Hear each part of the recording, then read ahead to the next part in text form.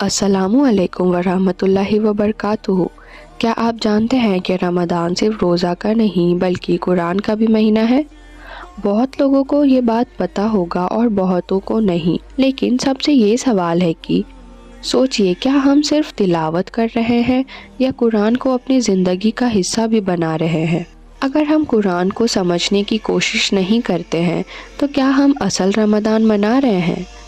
आज इसी टॉपिक पे हम बात करने वाले हैं, तो आप इस वीडियो को लास्ट तक देखें। आज है रमज़ान का डे 3 और आइए हम जानते हैं कुरान और रमज़ान के रिश्ते के बारे में। कुरान के सूरा अल बकरा आयत नंबर 185 में फरमाया गया है कि रमज़ान का महीना वो है जिसमें कुरान नाजिल किया गया। इसका मतलब है कि रमज़ान कुरान का महीना है और इस महीने में कुरान हिदायत के तौर पर नाजिल किया गया था। मगर इसमें भी एक सवाल है, क्या हिदायत सिर्फ पढ़ने से मिलती है?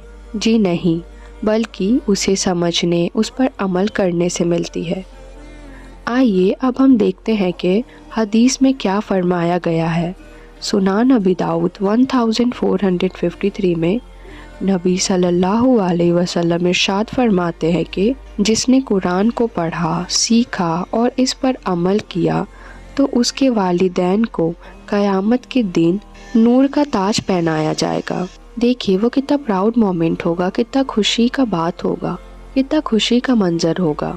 तो आपको भी चाहिए कि आप कुरान को पढ़े, समझे, उस पर अमल करें और अपने वालिदैन को क़यामत के दिन नूर का ताज पहनाए। आइए हम एक और हदीस सुनते हैं और इसे अच्छी तरह समझते हैं।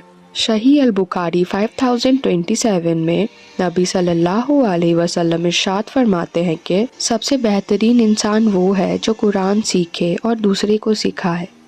आपको भी चाहिए कि आप खुद कुरान को सीख के दूसरों को भी सिखाए और एक बेहतर इंसान बने।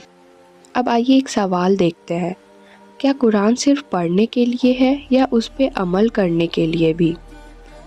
सोचिए, आज हम रमज़ान में सिर्फ तिलावत करते हैं, लेकिन क्या हम उसे समझने की भी कोशिश करते हैं? कुरान सिर्फ एक किताब नहीं बल्कि एक गाइड है, एक नूर है। हमें हर मुश्किल का हल बताता है, हमें हर प्रॉब्लम का एक सॉल्यूशन देता है। अगर हम इसको सिर्फ रमज़ान तक लिमिटेड रखेंगे तो क्या हम असल में इसका हक अदा कर पाएंगे? ये बहुत बड़ा सवाल है और हमें इसे समझने के लिए अपनी गलतियों को सुधारना होगा। हमें इसे इम्पोर्टेंस देना होगा, हमें कुरान को इम्पोर्टेंस देना होगा, उसकी फजीलत को समझना होगा। आइए अब हम जानते हैं रमज़ान का मकसद। कुरान को ज़िंदगी का हिस्सा बनाइए। अगर आप चाहते हैं कि इस रमज़ान में कुरान का असल फ़ायदा मिले तो आप इन 4 आदतों को अपनी ज़िंदगी का हिस्सा बना लें। पहला, रोज़ाना कम से कम एक रुकू का तर्जुमा समझने की कोशिश करें। दूसरा, सिर्फ तिलावत नहीं बल्कि उस पर अमल करने का इरादा भी करें। तीसरा, हर रोज़ एक नया लेसन या आयत जो आपको इंस्पायर करता है उसको शेयर करें। चौथा, दुआ करें कि अल्लाह कुरान की रोशनी हमारी ज़िंदगी में डाले। आप मुझे कमेंट सेक्शन में ये लिख के बताएंगे कि आपका इस रमज़ान का गोल क्या है। क्या ज़्यादा तिलावत करना या तफसीर समझना या कोई सूरा याद करना? आप इसे मुझे कमेंट सेक्शन में लिख के ज़रूर बताएं और इस वीडियो को अपने दोस्तों तक ज़रूर पहुंचाएं ताकि उन लोगों को भी कुरान और रमज़ान का असल मकसद समझ आए। अल्लाह हम सब को कुरान को असल तौर पर समझने की तौफीक दे। आमीन। जज़ाकल्लाह खैरन।